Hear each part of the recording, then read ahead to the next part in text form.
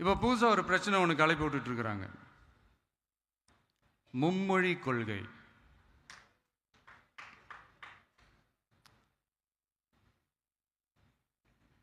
அதாவது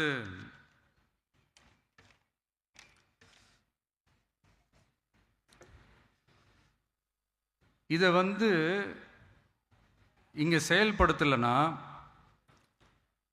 இந்த கல்விக்கான நிதியை நம்மளுடைய மாநில அரசுக்கு கொடுக்க மாட்டாங்களாம்.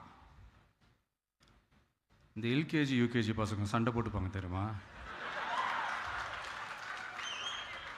அந்த மாதிரி கொடுக்க வேண்டியது அவங்களோட கடமை, இங்கே இவங்க வாங்க வேண்டியது இவங்களுடைய உரிமை. ஆனால் இவங்க ரெண்டு பேரும்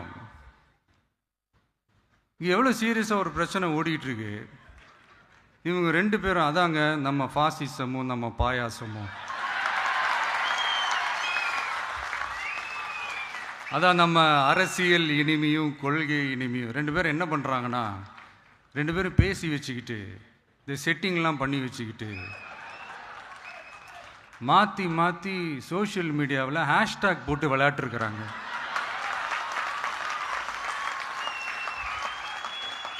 இங்கே என்ன நடந்துக்கிட்டு இருக்கு? அதாவது இவங்க ரெண்டு பேரும் அடிச்சுக்கிற மாதிரி அடிச்சுப்பாங்களாம்.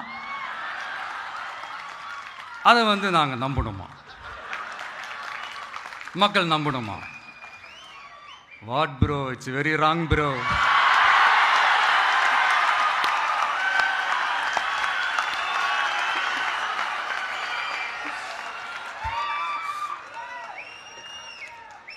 இதுக்கு நடுவில் நம்ம பசங்க உள்ள பூந்து அங்க ஒரு சம்பவம் ஒன்று பண்ணிட்டு டக்குன்னு வெளியே வந்துடுறது.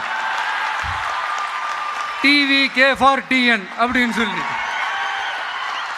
யார் சார் நீங்களா? எங்க சார் இருக்கிறீங்க? ஸ்லீப்பர் செல்ஸ் மாதிரி.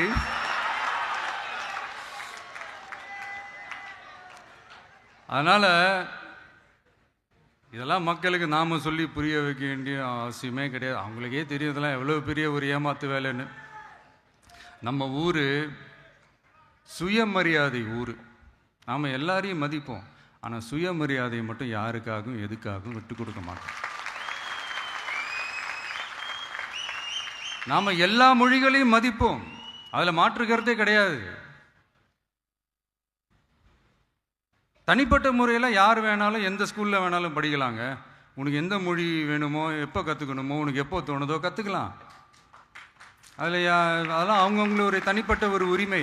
ஆனால் கூட்டாட்சி தத்துவத்தை மீறி மாநில தன்னாட்சி உரிமைக்கு எதிராக ஒரு மாநில அரசின் மொழி கொள்கையை, கல்வி கொள்கையை கேள்விக்குறியாக்கி வேறு ஒரு மொழியை வலுக்கட்டாயமாக திணிச்சா, அதுவும் அரசியல் ரீதியாக திணிச்சா எப்படி ப்ரோ?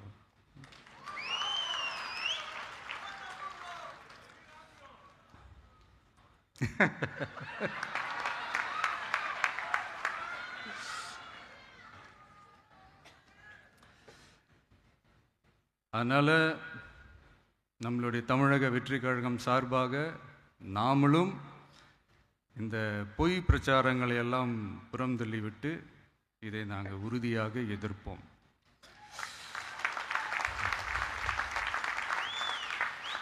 கான்ஃபிடென்ட்டாக இருங்க, நல்லதே நடக்கும், வெற்றி நிச்சயம்.